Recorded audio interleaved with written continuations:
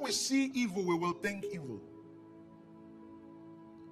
The eyes are gates into the spirit. Listen, when Satan wants to get to your heart, he knows he doesn't have direct access, so he goes through your gates. We have looked at the heart, that is the core. But access to the heart is through the gates.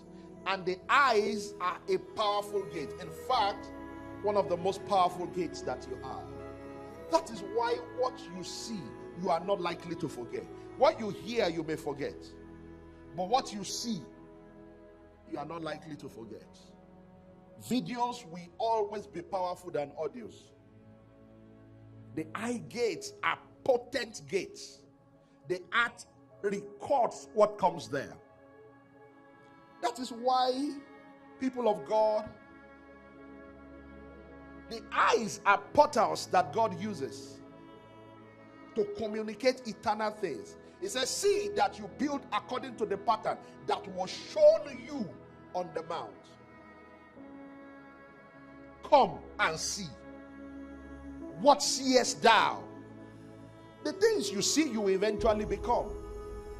So when God wants to take a man far, he shows him something. Jesus, for the joy that was set before him, he endured the cross. What you see determines what you can endure. What make men give up is not the situation they are in. It is not what they are going through. It is what they are saying. Riches by themselves cannot hinder people from getting to heaven. It depends on what they can see.